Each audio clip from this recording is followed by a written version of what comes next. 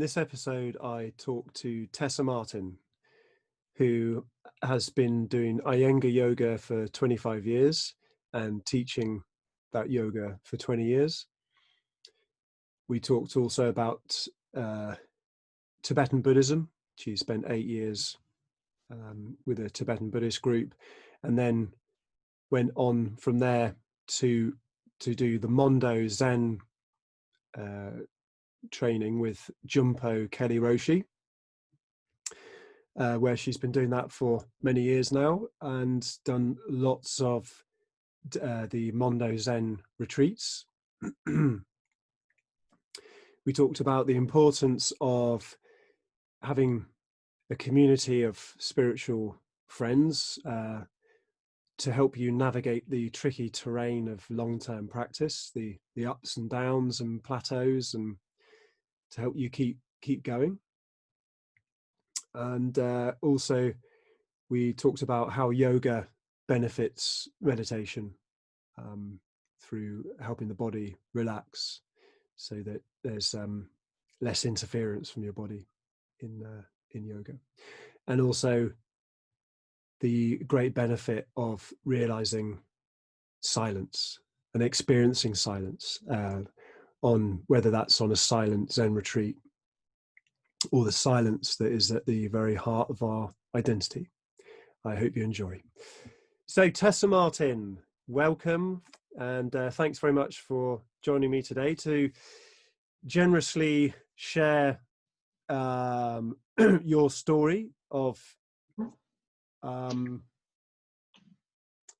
with transformational practices and an integrating approach, weaving lots of strands together. Yeah, sure. Thank you for having me. But body, heart, mind, spirit. Yeah. And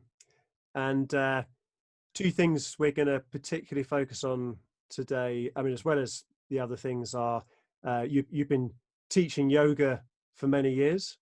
Mm-hmm. And I'd love to talk about that, how that practice and also how teaching it has changed over the years and evolved. And also you've been doing Zen meditation, well, I mean, different types of meditation for a long time, but I know you've been involved in Zen in particular. Mm-hmm. And I'd love to explore those areas in particular. And we might get into some other stuff as well. But does that sound good?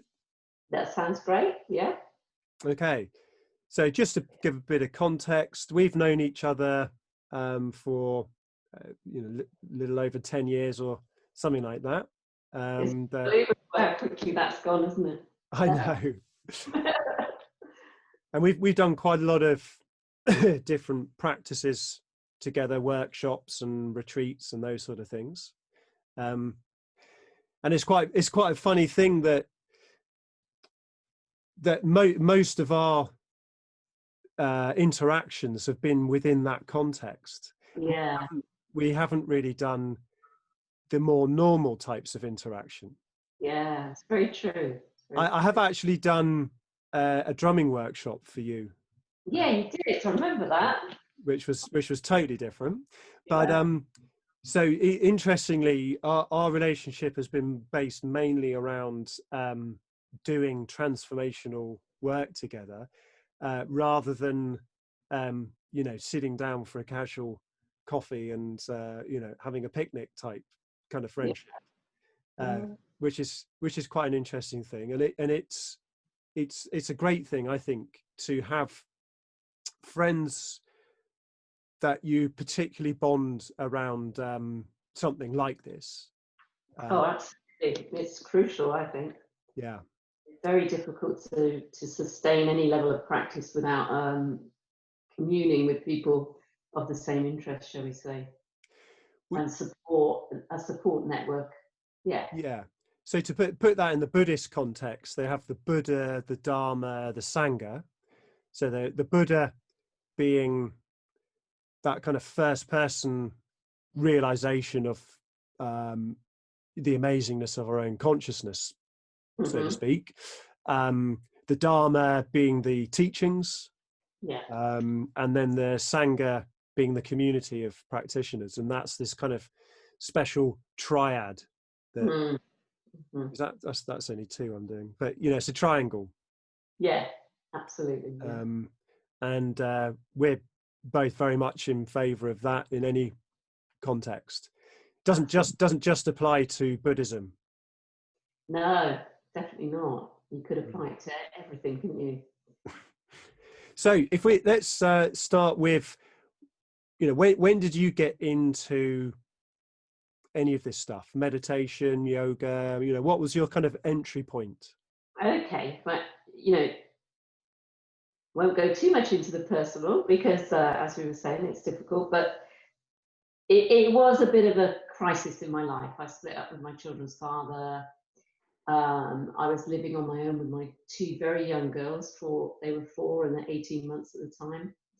And I got it sounds strange, but I got really fed up with what was on the TV. So I was very limited. I couldn't go out in the evenings, obviously, because I had my girls. And I got absolutely fed up with that. So I started reading a lot more than I'd ever done in my life. And I started reading the kind of popular Buddhist psychology type books, first of all. And then Good. that What could you say some of the books that you read? Oh gosh, I can't remember.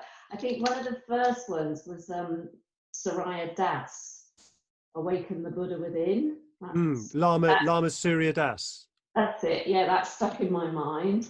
But there was loads. I mean, I literally used to go to the library, get out a book, look at all the recommendations, just pick ones that kind of sprung to that I thought might be interesting, and it carried on from there really.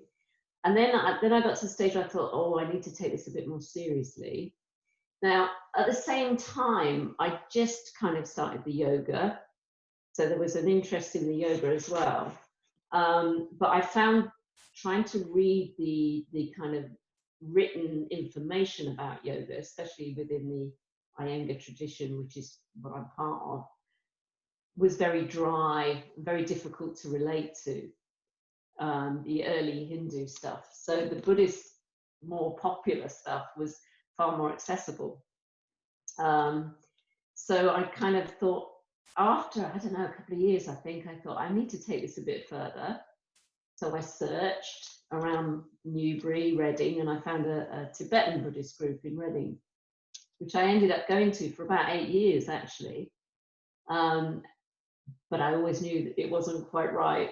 And it wasn't until I read Ken Wilber's, I think, I came across Ken Wilber and I read some of his stuff. I will say the stuff that I could digest, because again, Ken Wilber can be very academic and he leaves you, very difficult. But Integral Life Practice was a reasonably easy book. And the first book I read of his was the one about his wife, Grace and Grit. And it wasn't until I got a little bit more into that I realized exactly what was wrong with the Tibetan group. It was a typical old traditional style, almost comparable to Catholicism. And what I saw in the Sangha, we're talking about, the Sangha, the community of people that were going along there, was a complete lack of joy. I thought, this is not right, and I saw young teachers just telling people that, all their problems were because they weren't practicing enough. They needed to get back on the mat, do more. And I kind of realized that their approach was very narrow. And as we learned from the integral stuff, it's better to broaden out your practices. But yeah. I'm sure we'll get into that a bit more in a minute. Some of these more traditional forms of Buddhism, when they are sort of transplanted into our contemporary Western culture, some of the more stifling aspects of the traditionalism become really apparent. A lot of, say, if you take Tibetan Buddhism, for example, a lot of the more traditional forms of that, and also Zen, women were not treated the same as men, for example. Absolutely. Yep. And they tend to be very much of that ilk of our way is the right way. Yeah. Everyone else. Way. Sorry, what's that? Is the right way and the only way. Yeah, the right way and the only way, and everybody else is probably going to hell.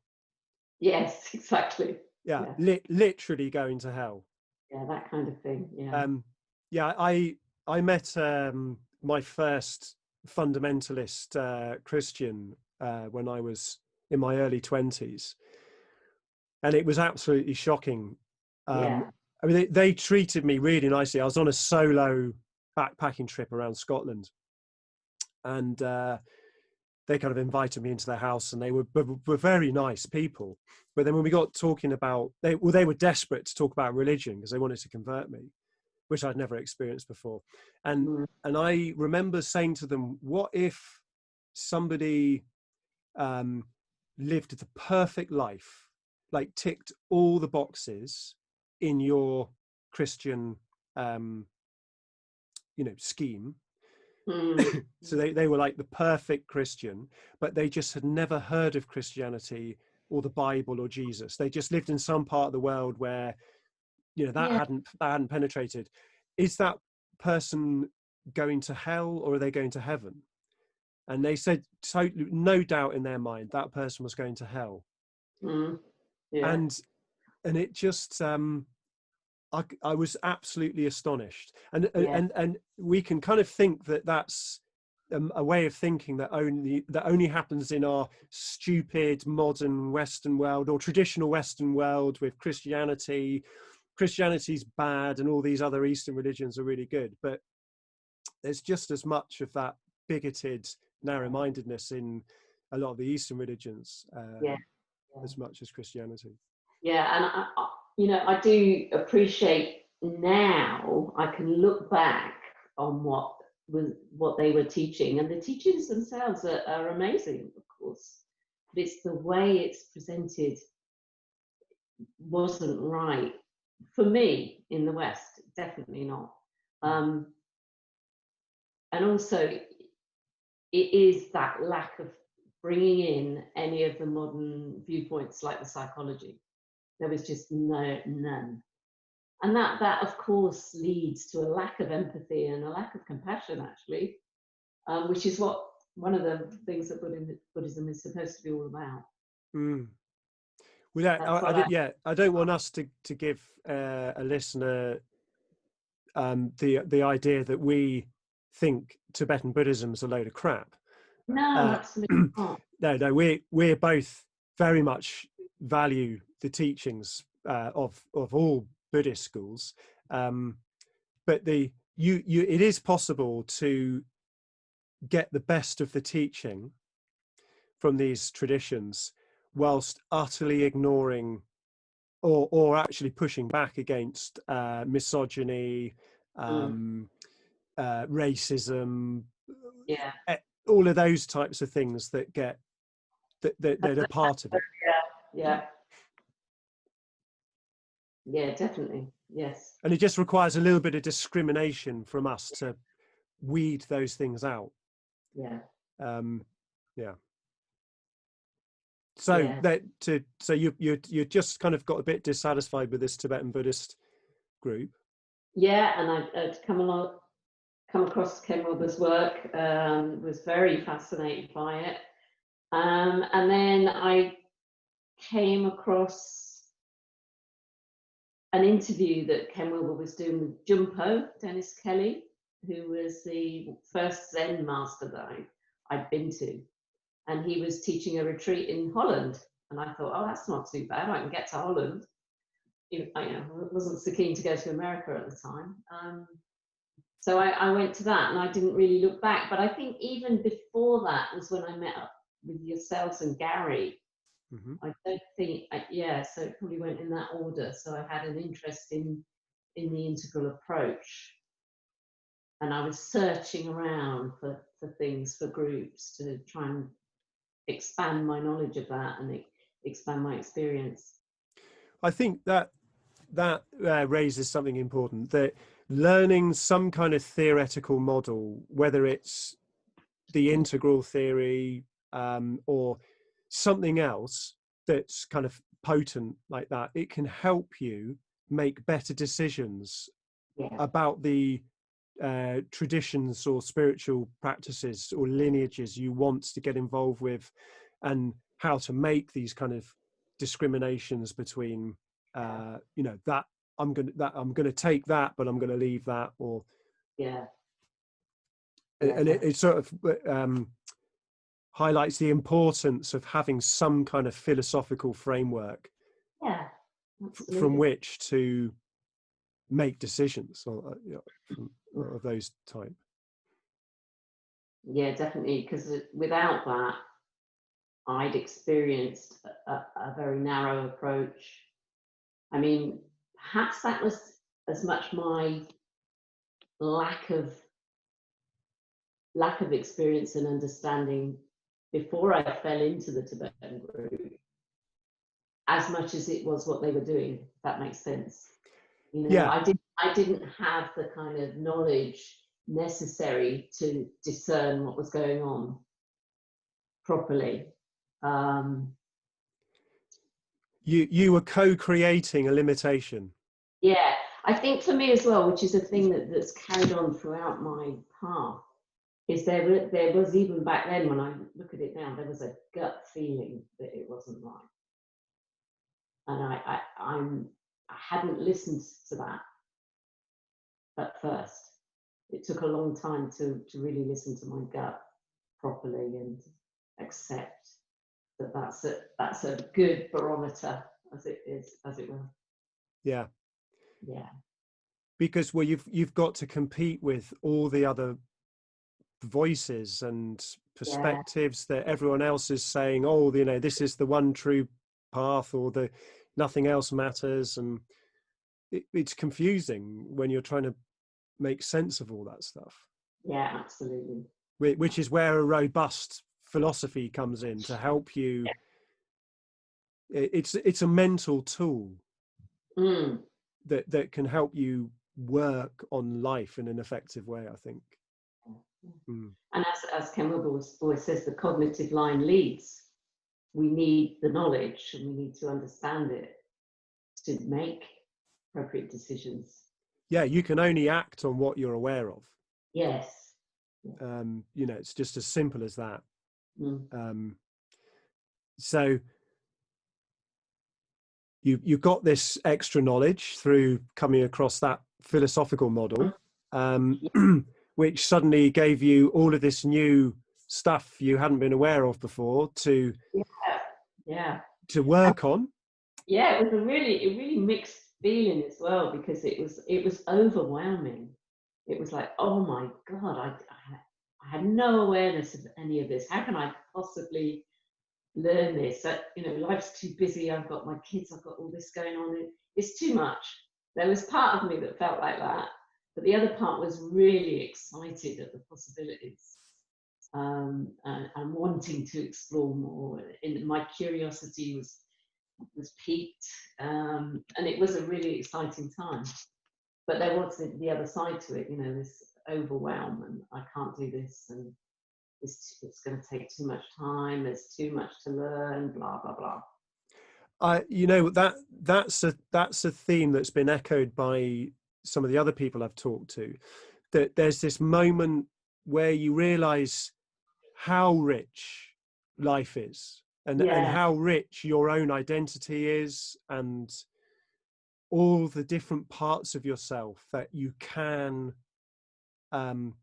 play with and experiment with and evolve, and also the importance and necessity of that as well, that you almost have a moral obligation to do this stuff, to contribute to society and culture properly. That it can feel a bit overwhelming, but then what seems to happen over time is that people excuse me,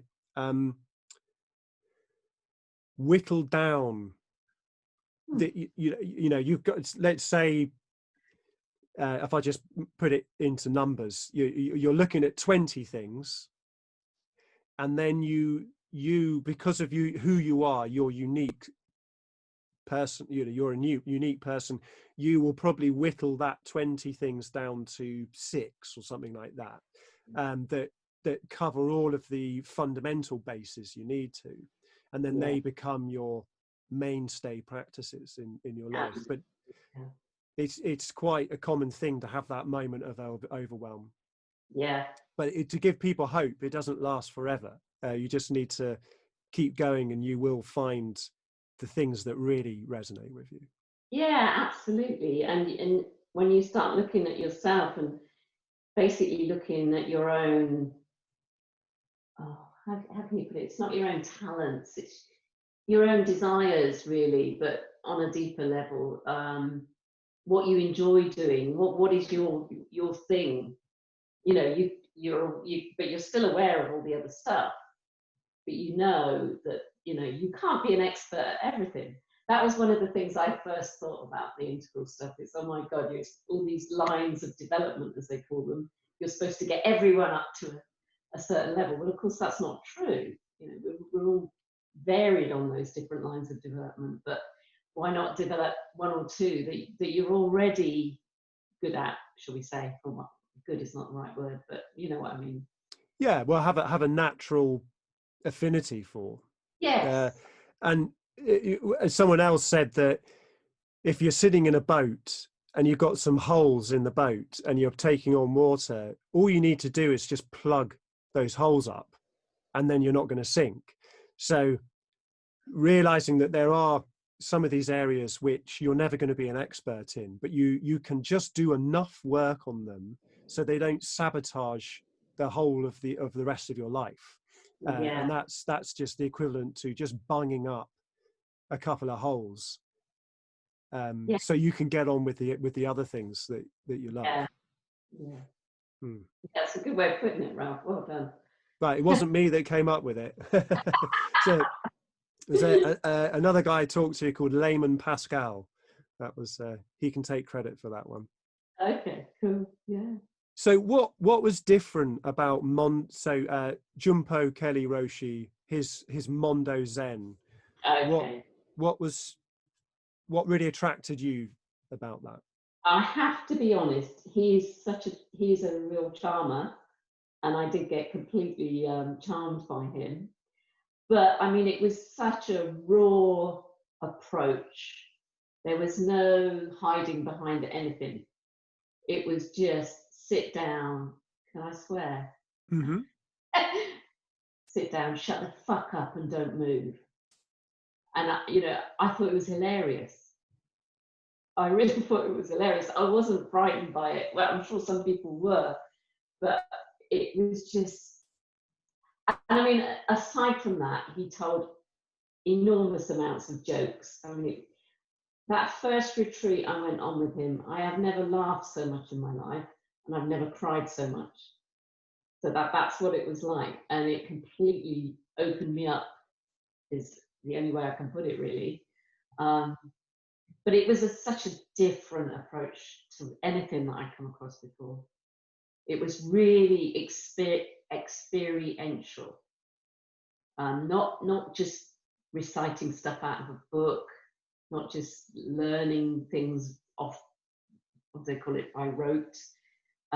It was really, getting into you. What's your experience? What are you feeling now? And it was like, but it was amazing. It was amazing.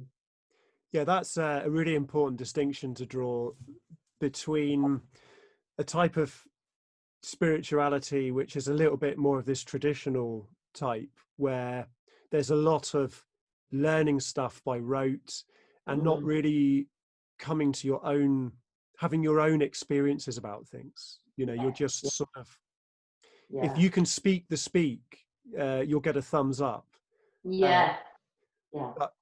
But actually having your own spiritual transformative identity shift, you can go through decades of practice in in a lot of more traditional schools without ever having an enlightenment experience, for example, Absolutely. which sounds crazy, but that sadly is the case.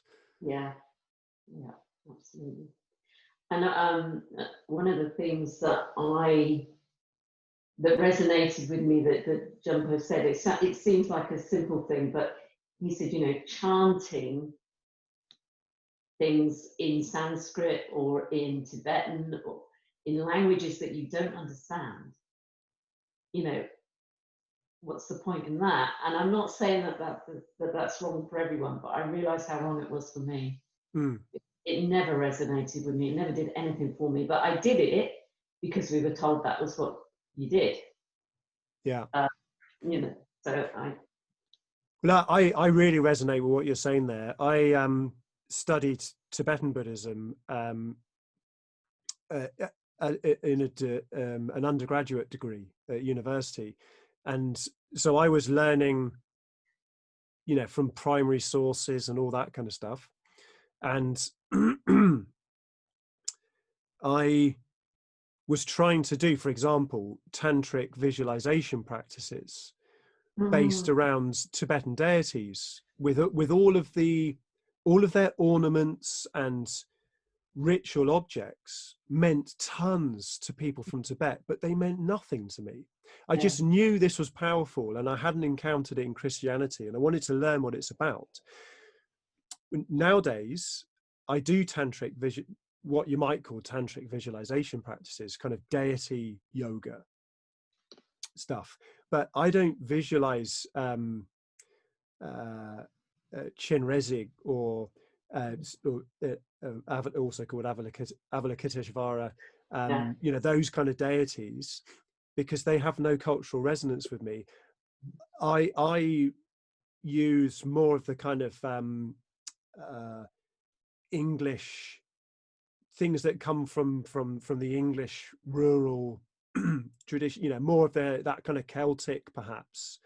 Well, I mean, I know you go back far enough, none of these people actually were native in your country. But anyway, there's a whole aesthetic in England, for example, where we come from, modern England, that I draw on imagery from Star Wars, for example. That was the mythology I grew up with, was Star Wars. So, Yoda and people like that have far more powerful resonance for me. I do things from fairy tales, and I'm particularly fond of Merlin, and things like that. So we do what's right for us again. Yeah, comes back to that, doesn't it? No, I do a lot of the visualization practices I do with goddesses, but basically they are kind of nature goddesses that come more from the English lore and tradition, and also very much more informed by my psychedelics experiences I've had along those lines, that mean a lot to me, and I think I can hear another side of people saying, well, a lot of these mantras and things have got some kind of morphogenic feel around them because they've been chanted for so many years with so much intention. They have some kind of magical quality, and I'm open to that. And I think it goes back to what you're saying, that people can make this decision for themselves. If you, and I think a lot of it comes down to what we might call the placebo effect in more modern scientific worldview, that the main thing is it's got to really resonate with you emotionally and physically and cognitively to work. And whatever that is, that's the thing to do, really. And actually, Ralph, it's interesting now I'm thinking about that, because at the beginning of all of my yoga classes, we chant an invocation to Patanjali, and it is in Sanskrit, but it's quite short. And I've been doing that obviously for probably 15 years, maybe 20 years. and that has an effect on me now. It's really interesting how, having done it for so long, it does mean something. It's not. I started doing it just out of respect, really, for the tradition, a respect for my more senior teachers that insisted on doing it, and I really felt that necessity to respect them and to respect the whole tradition. But it's become more than that over the years of doing it. I can almost say it has an embodied effect on me. I sit down, I do that before we teach, and it changes something in me, changes my mindset, I suppose is the easiest way to put it. And I think there is also something where, by chanting those words and sitting in the meditation posture, that connects you to a lineage going back many thousands of years, that people have been saying those words in the same way for such a long time, and sitting in that posture for such a long time, that there's being part of that. Well, lineage means like a line, isn't it? Just this kind of piercing line through history that's connected it all. There's something very powerful about that at the same time. And it's the same in Zen. We do very little, with my group, we do very little in the old, it's not Pali, what is it? Whatever it is, anyway. But Sanskrit. Sanskrit. We always do Gate Gate, the Paragate, the Heart Sutra. We always chant that, about 4 lines, I think it is. So it's the same thing, that everything else is done in English, but there's just that little bit, just to, like you say, connect with the lineage in that way. Well, I think also the Heart Sutra is one of those most distilled, pithy condensations of Buddhist philosophy in the shortest text. Yeah. So, so it's a good one to focus on in that case. Yeah, absolutely. So as a woman, did you notice that, did it feel more welcoming? Like there was more intelligence around gender and sex and those kind of things? Yeah, definitely. I mean, it's still patriarchal, Zen, to a large extent, even modern Zen, but there is much more of an awareness. They know that that's going on, and that they're very aware of that, and they're slowly trying to address that. They're being very open about previous, where previous Zen masters have taken advantage of Western women in particular. There's a lot more openness about that. So yeah, it's so much better. Within the Tibetan group, the old Tibetan group that I was in, I'm afraid to say that was very much brushed under the carpet and not addressed and not spoken about. Yeah. So yeah. I think listening to some of the stories, say like if you took Zen, for example, a lot of the stories, the koans, those little teaching stories about masters and their students, it's all men, really. I mean, maybe 95% of it, it's some master talking to some male monk, or group of monks. And I suppose if you're saying, if you were to go to I'm imagining this is it might happen in this Mondo Zen thing, that might say, well, look, this is what the stories are. This is how they were. It was patriarchal in the past, and so just bearing that in mind, we're sort of sorry that this is a story. These are stories all about men, but we acknowledge that was just the way it was back in those days, but we do it differently now. Or do you feel that it would be important to rewrite some of those stories to just make it about a nun occasionally? Or are you happy to leave them as sort of historical artifacts, but going forwards is the important thing? Yeah, definitely. I don't think you can rewrite stuff like that. I think you have to leave it as it is.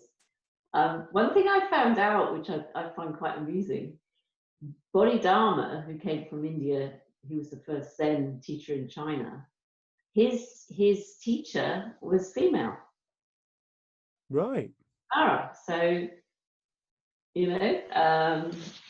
that amused me no end when I first found out about it. I thought, oh, how has this whole patriarchal thing built up when actually his primary teacher was a female?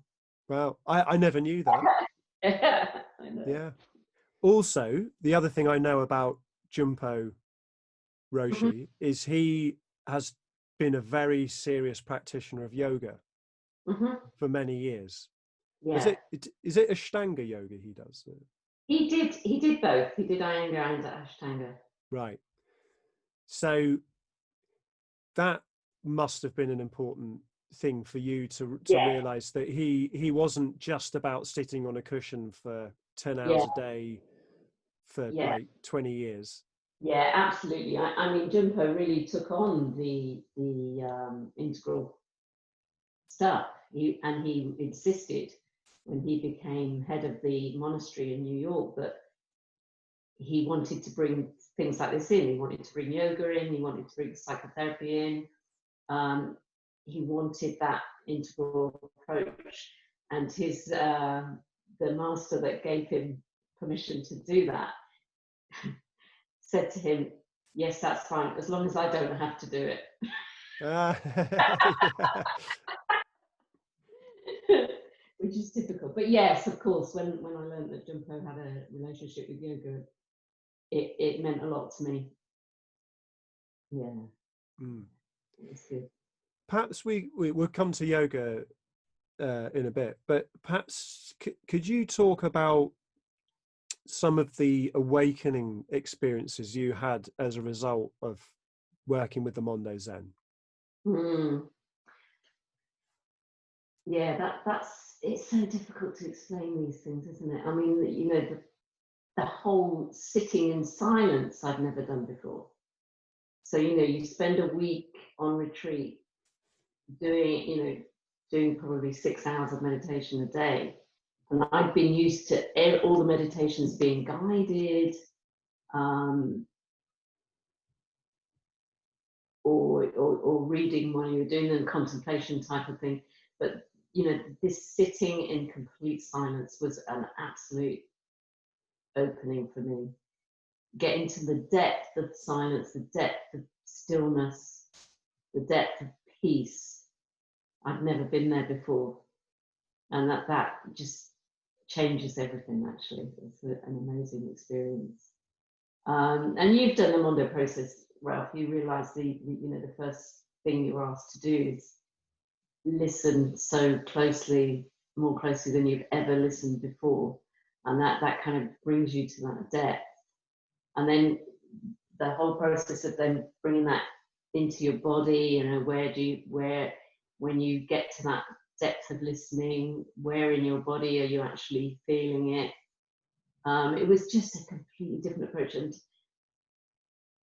and there were just, especially at the beginning, there were just things sparking off of me, realizations. It was like I was going through a movie of my life, and things were dropping into place, bang, bang, bang. That that that that's why that happened, or I'm realizing what was going on there in a way that I've never realized before. I've got to say, it slows down, but it was just an amazing experience. And I think I've probably done about 17 or 18 7-day retreats by now. Wow. And I've got to say, you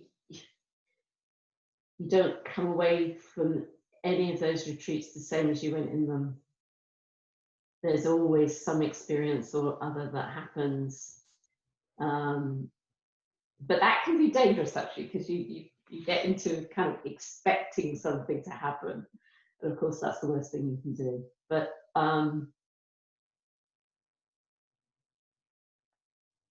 yeah, I mean, I don't know how deeply you want me to go into that. You want me to try and explain the feeling of an enlightenment experience, Yeah, or I think so. okay. I know this is trying to talk about the ineffable, but Zen has a long tradition of people describing the impossible, trying to describe the impossible. Yeah, yeah, okay. Well, I think last year I had an experience of I'm gonna say coming into the light, but it wasn't like that. It was everything became light. There was a sparkle and a lightness, a luminosity to my whole surrounding, in a funny kind of way, but it was almost coming out of me as well as coming into me. Um, but even more kind of important than that, I think, are the depths, the depths of the peacefulness that you get to, where you are walking around and there is not a problem in your body. Everything's relaxed and loose and free. I think that's a good word. The freedom that you feel at that level is amazing. And of course, yeah, you get back into your daily life, but there's a residue of that that never goes away again. And obviously, it takes practice, but you can tap into it. Mm. Yeah. Yeah, that's you've raised a couple of important things there. One is this, like, that kind of shiny luminosity. Well, if I think about some of the my history with using psychedelics, early on it was all about that stuff. That's what I was interested in, the shiny objects, the kind of the crazy, that all of that visuals and the fireworks stuff. But then as my kind of practice with those things has matured over time, because I've seen so much of that, it's a little bit like, I've also done a lot of backpacking around the world, and I've been to tons of paradise beaches, and I kind of like, that does not interest me anymore. I've been to so many coral beaches with palm trees and nice warm ocean, that there's something else I'm looking for that's beyond that. And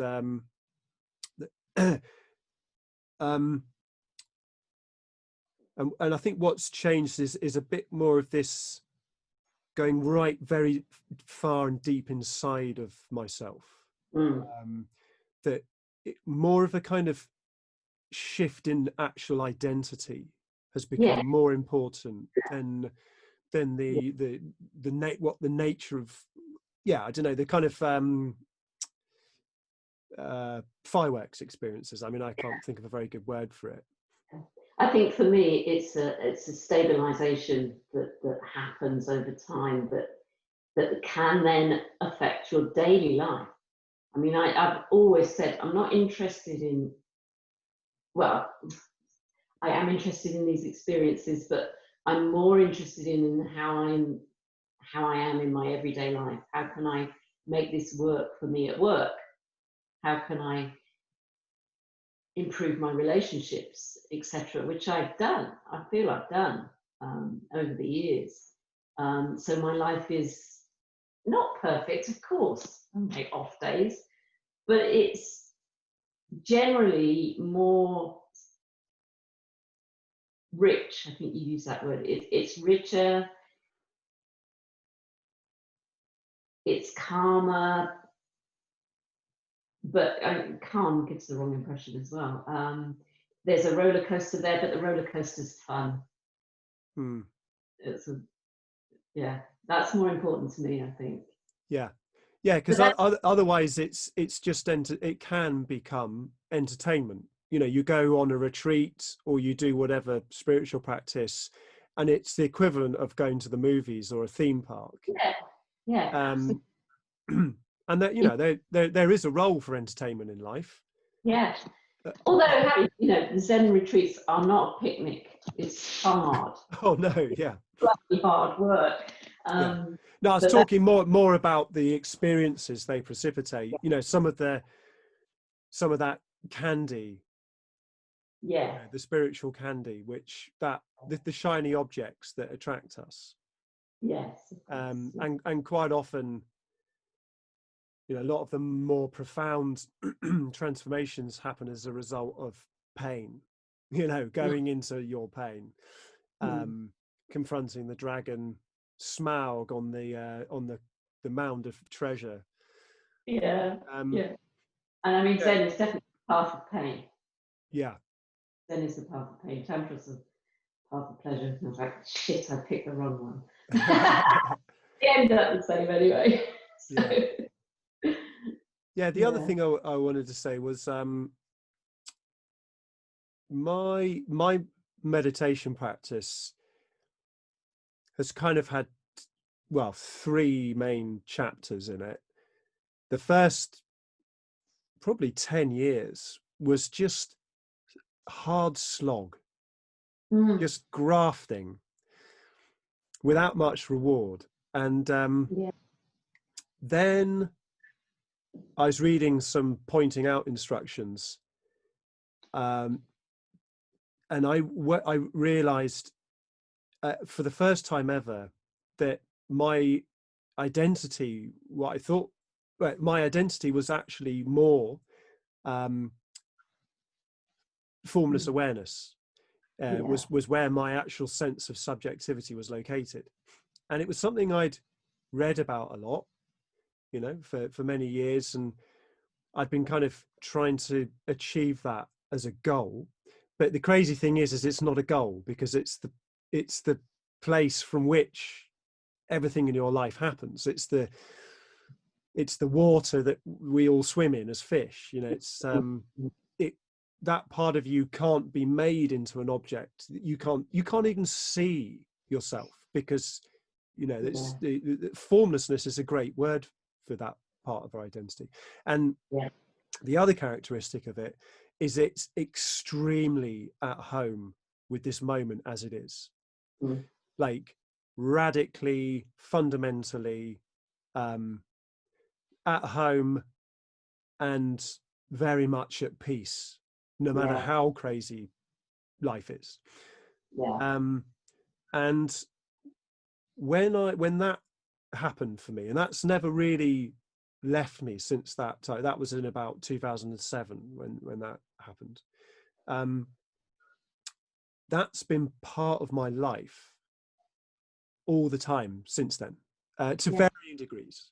You know, I mean, it depends what's going on, how tired I am, and all those sort of things. But after that, my meditation practice was not about making an effort to realize something. It became effortless and really enjoyable. Yes, absolutely. And that leading to that level of effortlessness is where the yoga really helps, I found personally.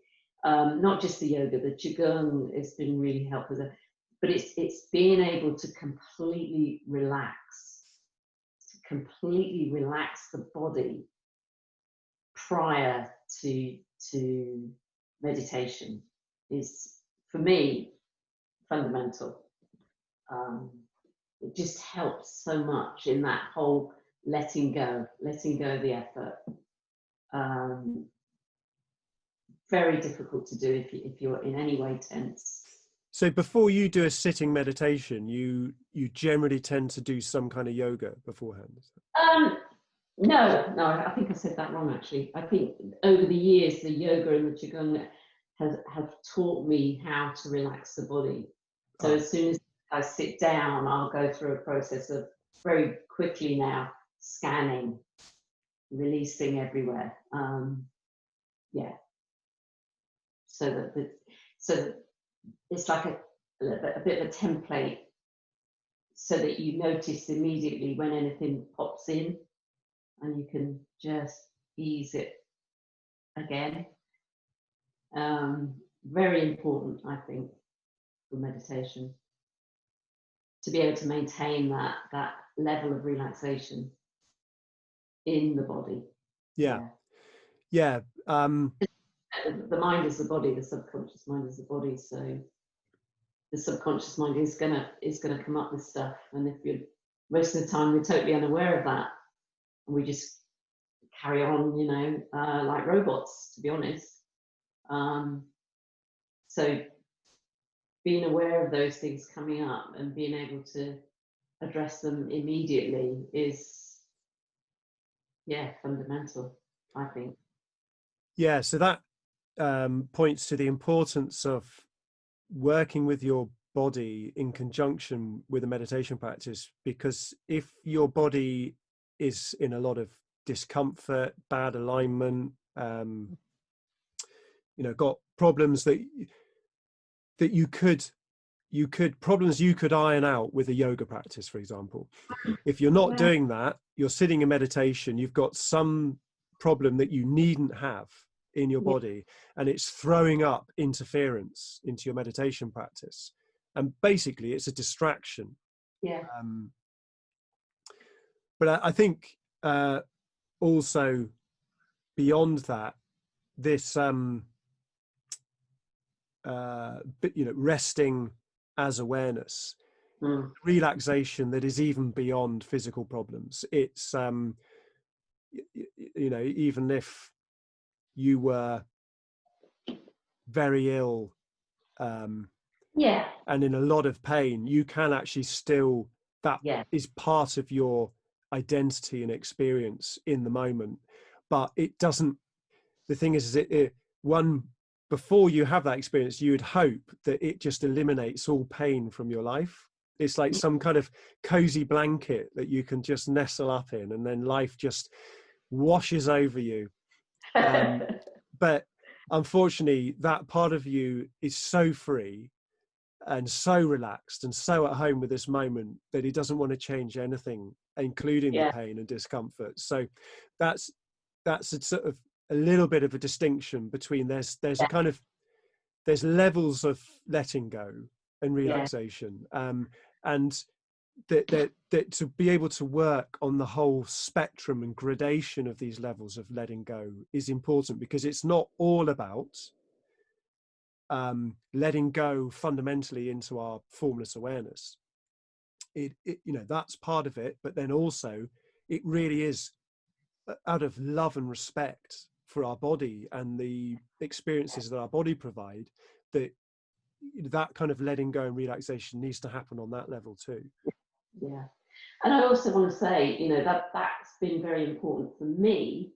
That, I mean, you look at someone like the Dalai Lama, he's really hunched over, and I can't imagine he's done any yoga in his life at all or anything like that. So it's obviously not fundamental to everybody. Like they can go through with a different approach, shall we say. Yeah, well, if you look at Donald Trump, he is an incredibly energetic person. I mean, he's old and fat, but he's got the energy of a 6-year-old. And I mean, he obviously doesn't he plays golf, I think, but that's not going to get you in that much shape. But anyway, so yeah, it's not a prescription for everybody, but most people are not going to be like Donald Trump, or the Dalai Lama has a personal physician.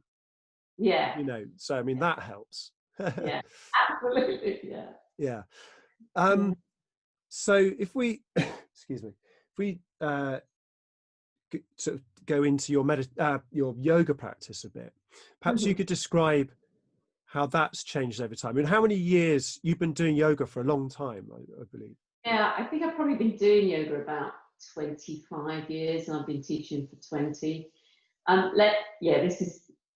started off as an aerobics teacher. I taught aerobics and weight training and circuit training and all that kind of thing. So when I first came to the yoga, very naively and foolishly, I taught yoga like I did an aerobics class. You know, it's like, do this, do that, very regimented, and not very soft at all. It's taken me years to soften and realize the subtleties of yoga and really what it's all about. And that's been such an interesting journey. And still, the thing with yoga, just like Zen and that, you never stop learning. You never stop learning. There's so many different tracks you could take with it. It's just fascinating, you know. We do, you know, the asanas, the postures. They can be done in a lot of different ways. And then you've got the pranayama, the breathing techniques, which I used to hate. I used to think, waste of time, didn't include them at all. Whereas now, I probably love the pranayama more than anything else. I still don't teach it that much, because I think it's a very subtle art that can't be taught to beginners. Well, it's actually probably dangerous. But, you know, if you're going to start working with prana and chi, you know, intensively and consciously, if you don't get proper instruction from a real expert in those areas, you can make yourself, well, you can make yourself physically ill, you can make yourself emotionally haywire.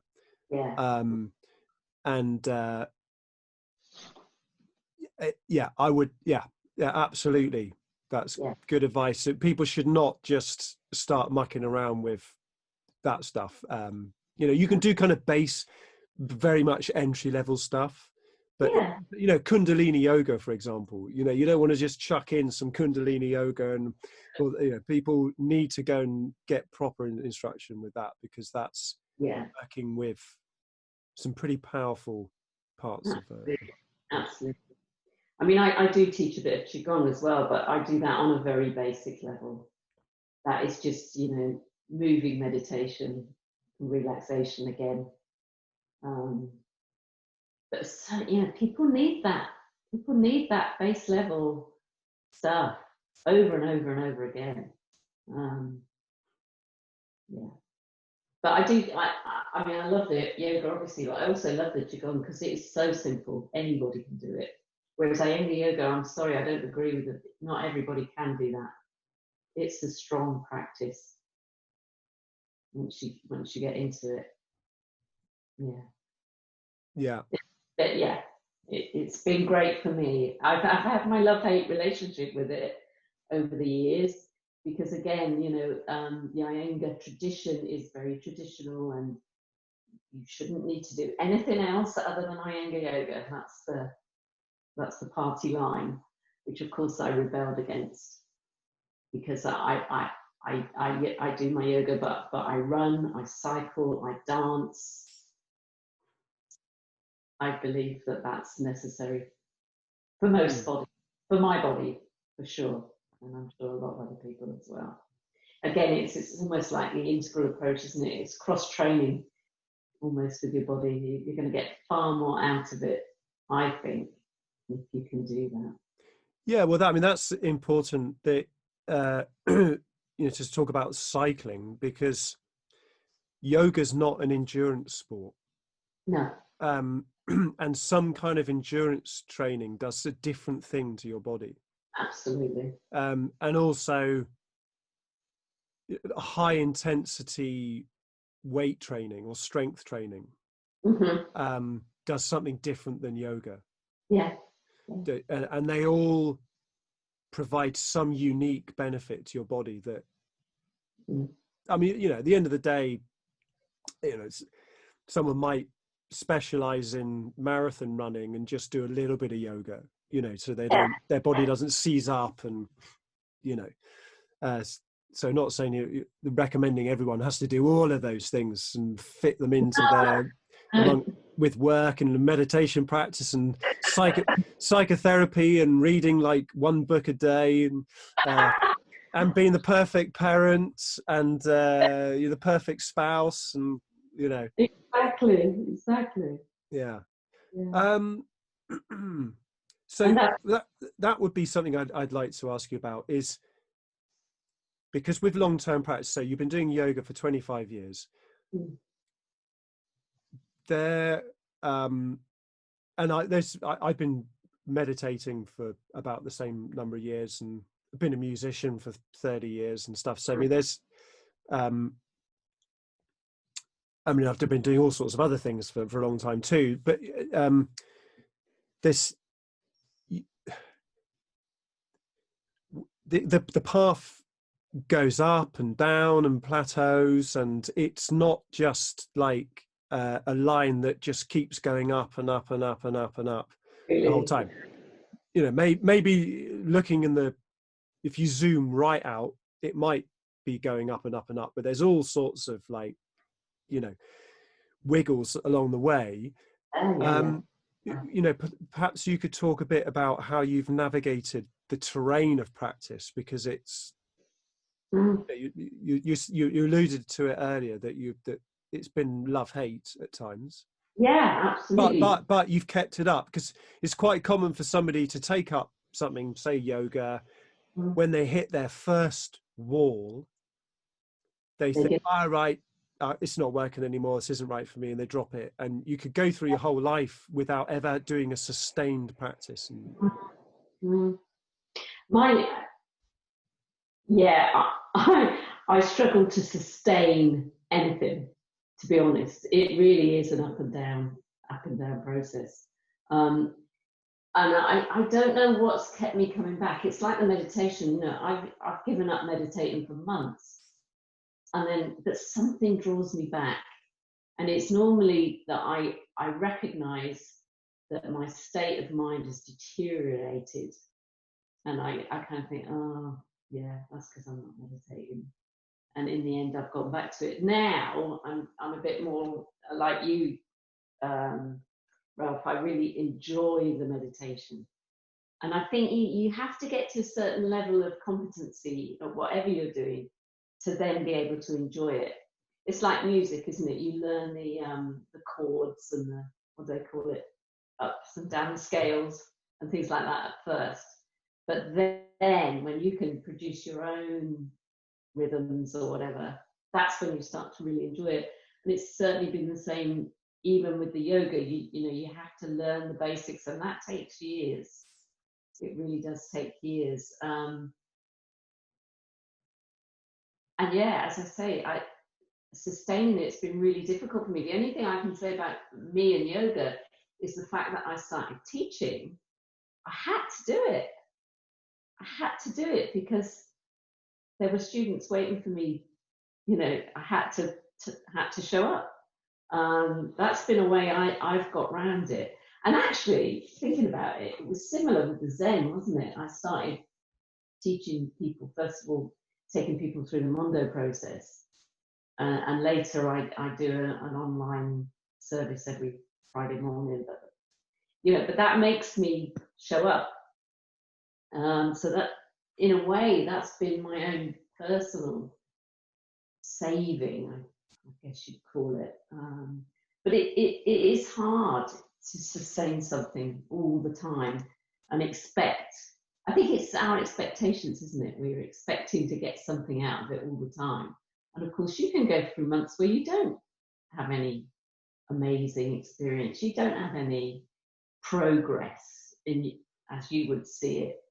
So you have, I think, what you develop over time is patience and acceptance with yourself, and being able to say, okay, I've messed up, I've done this for 3 months or whatever, but it's time to get back on the horse.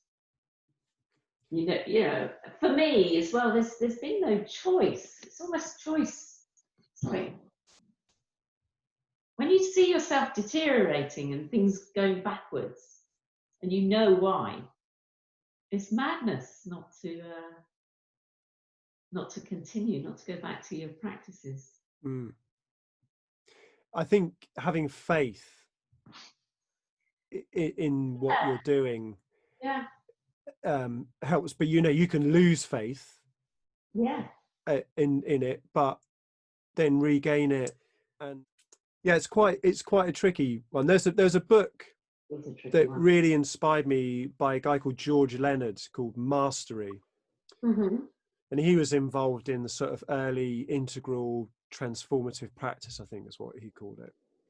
And he did Aikido Okay. for a long time, and he talked about mastery, and that is its own motivating force. It's like being in a relationship, a long-term relationship with a spouse or whatever, and having faith in what you're doing together. And Yeah. So I mean, suppose, if we're using that as a metaphor, sometimes you can't just do it all on your own. You might need to get someone to help. You need help. I mean, that's where the community comes in. Yeah, the absolutely. the Yeah. sangha in the Buddhist context, that when you're struggling with your practice, to reach out to people and say, look, this is happening for me.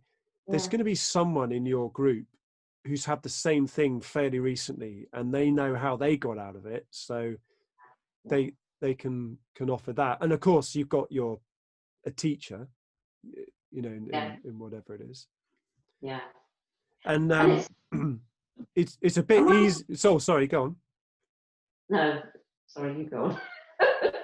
Oh, with the body, it's a little bit easier. So I've been doing strength training for about 13 years, and when I don't do it for whatever reason, I'm ill, or I've got too much work, or I'm, whatever it is, my body just feels like crap. Yeah, And absolutely. it's just, it's begging me Yeah. to do something again. And as soon as I start doing it, my body feels so much more comfortable. Yeah, absolutely. And so, listening, your body is very direct in that way.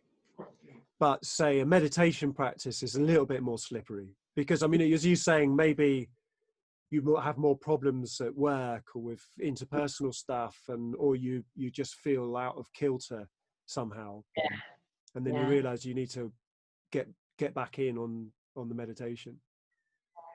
I mean, I've had a lifelong, I don't want to call it a battle, but I suppose it has been a battle. I've had a lifelong battle with my weight, and I go through phases of eating absolute rubbish, and then I feel like rubbish, you know.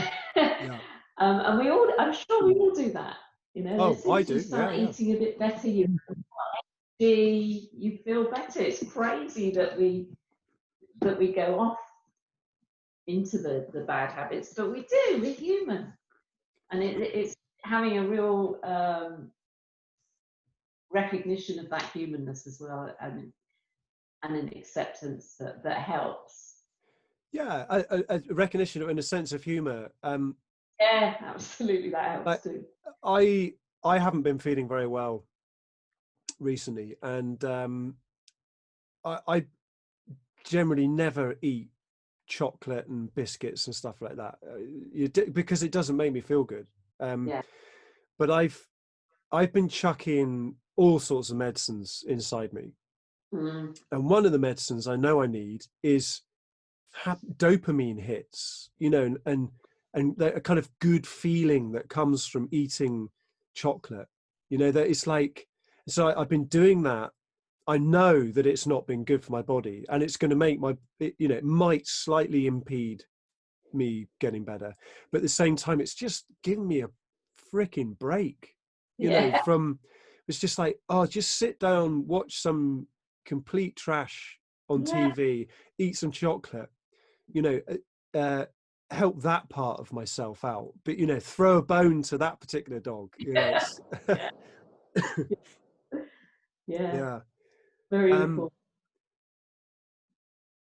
but I think the other thing, that what you said about weight and eating and stuff, is that highlights the importance of psychology, an understanding of psychology and shadow. Yeah. That once you well, yeah. So that's one thing. That once you understand that one of the motivations for eating might be feeling a sense of emotional emptiness, or Yeah. whatever, a need for comfort of some type that you're not getting somehow in another way. But if you were to do some kind of psychotherapy Yeah. around some shadow issue, where, I mean, I'm not saying this applies to you, I'm just kind of like plucking something out of the air, that this probably applies a bit more to me. I'm quite kind of military, I don't do comfort, and Yeah. so that might be a sort of shadow issue that I need to do some psychotherapy around, because I might not be providing enough comfort for that part of myself, and that part of myself is like, I want some chocolate, come on, and it was just start sabotaging my life, perhaps, Yeah. along those lines. So psychotherapy can really help with those kind of things. Yeah. And the other thing I was thinking was, if I can remember this. No. Oh yes, yeah. This really helped me, was understanding evolutionary psychology. That in the wild, you very rarely come across things which are very sweet, very salty, and full of fat. Yeah. And so we've got kind of neurological hardwiring. Biology, but our whole biology is geared up towards, if you see something with those qualities, you basically get as much of it down you as possible, because you don't know when the next time you're going to come across a beehive is, a bee's nest, or one of those salt licks, that Mm. Mm. and so you walk into a petrol station, you're on a long journey, you pull in your petrol station, you go to pay for your petrol, and then you are just bombarded with salt, Yeah. sugar, and So true. fat, and it's all with Yeah. bright, shiny colors. And so when I now, with that, Yeah. armed with that piece of knowledge, so this is, the reason why I'm bringing this up is that some kind of academic study of these things can actually help you in your life. So Oh, now when I go into one of these petrol stations, I know all of these triggers are being pushed inside me, yeah. and then Yeah. I can choose to act on it. I'm free. Whereas before, I'm kind of like a robot. I just go in, the triggers get pushed, I reach for the things, even though all I went in for was to pay for my fuel. Yeah. Um, I mean, on that line, I have an extremely strong hidden inner critic. So I'm constantly I used to be constantly beating myself up. And then of course you get this trigger where you're beating yourself up, so you feel low, so you eat and drink and do whatever rubbish, and then you slowly come out of it, you feel good, so there's a cycle up here, and then something happens, and the inner critic jumps in again. So I started to realize what a cycle that was. you're not alone with the inner critic. I think, Yeah. like, I've done training in voice dialogue, and the critic is, most people have a very, very strong Yeah. critic, unless you're a narcissist. Yeah. Yeah, and I did the voice dialogue course for about a year, but it wasn't. I feel that there's something missing slightly in that. Although they tell you to befriend your inner critic, to understand why it's there, etc., etc., there seems to be a missing piece, because at the same time as you acknowledge the inner critic, I feel you need to build an inner carer, which is what I was lacking. I needed to build that inner care, self-love, self-compassion, self-acceptance, which to me, with my upbringing and everything, sounds like, what a load of soppy nonsense. But I've got to say, it's really working well. I've been Yeah. working a lot on really softening and, you know, caring for myself. And I truly believe if you don't love yourself, no one else is going to love you. Mm. Yeah. It's just a tough pill to swallow, especially, you know, I mean, I, like you, when I was doing all the fitness and that, I was very regimented and strong and independent. Wouldn't hear of having to ask people for my needs to be met. And yeah, I'm really working on softening that and realizing that there's nothing wrong with my needs being met, etc. Yeah. Well, I mean, Yeah. I think the voice dialogue teaches you how to inhabit that voice, you know, the caring one, and actually feel it and let it in. And it also teaches you that when the critic, I mean, in voice dialogue, they talk about having primary selves. You know, you have a kind of constellation of a few default perspectives that tend to always come into play. And, you know, if you've got a very strong inner critic, you know, that would be described as one of the primary selves, a default mode. And once you learn that and what the flavor of that particular voice is, when the inner critic comes online, it's like, I know you. Yeah. Exactly. It's a bit like, what's that? Excuse me. When you know Rumpelstiltskin's name, he loses his power. Yeah. It's That, very true. Very true. yeah, once if the critic comes in and yeah, to just that simple act of like, I know what's going on, I know you. Yeah.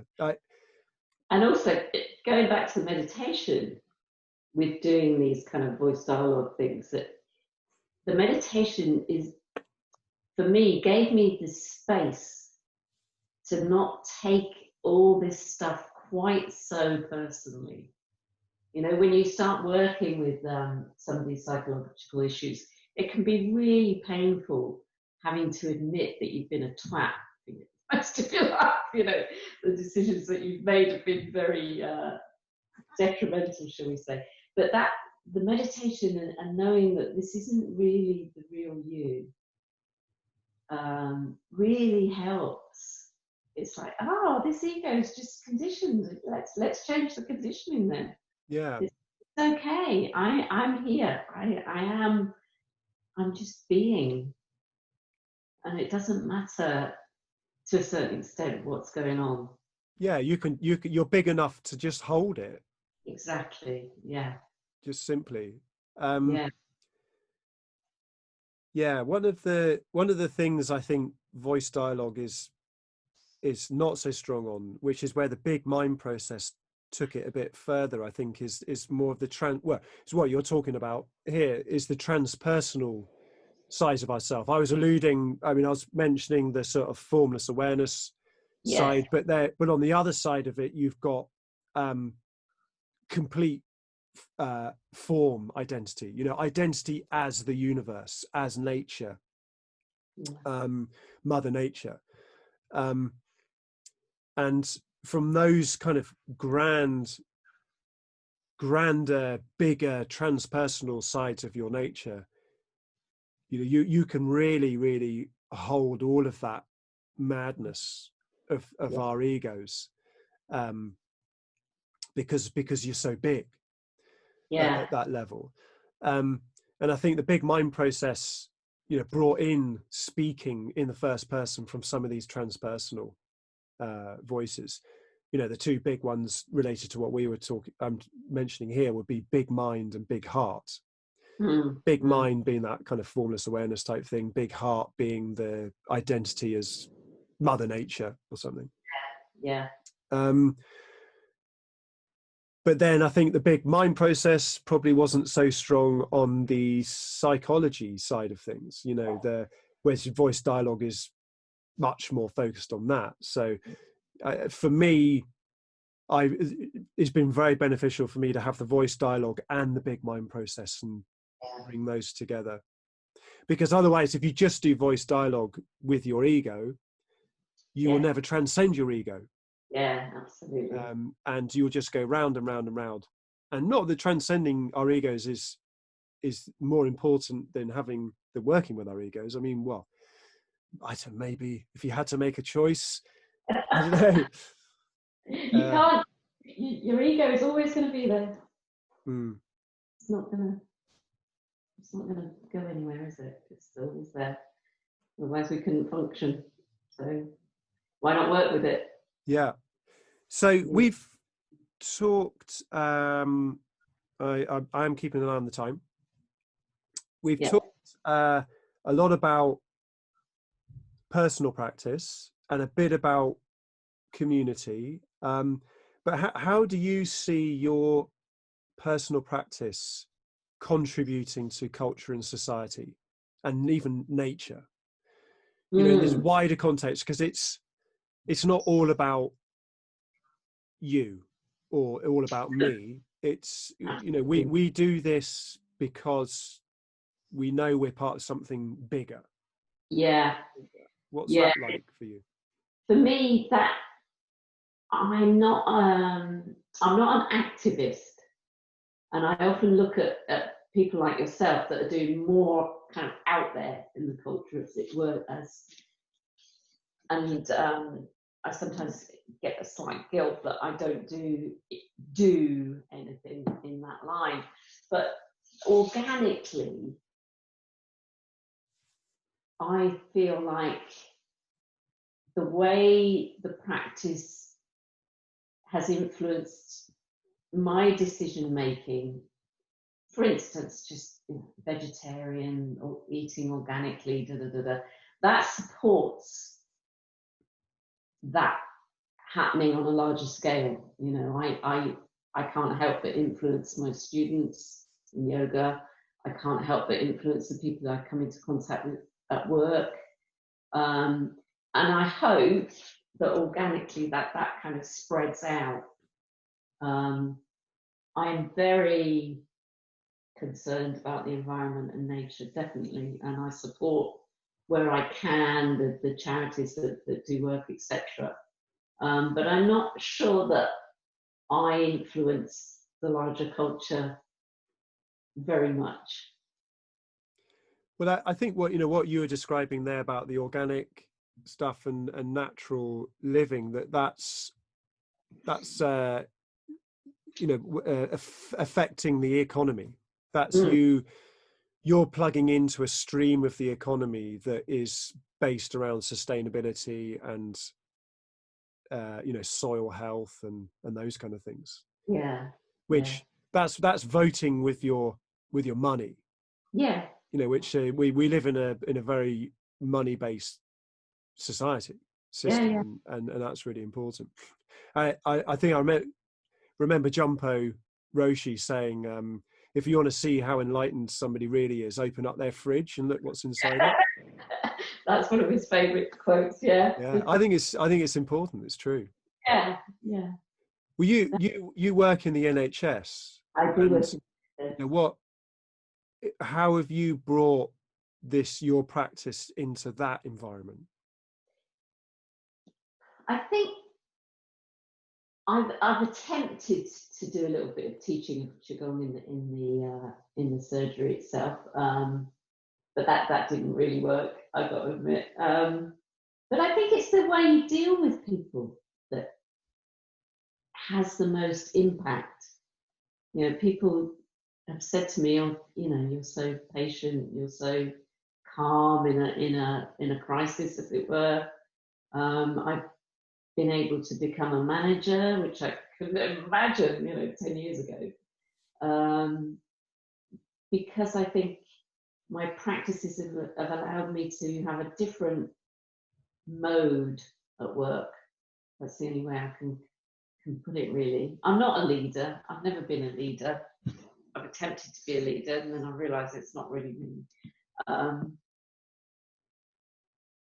So I don't know what else to say really on that one. Well, no, that just being the way you are just ripples out, into the NHS. Yeah. It's a very stressful environment. There are a lot of very stressed people in the NHS. Yeah.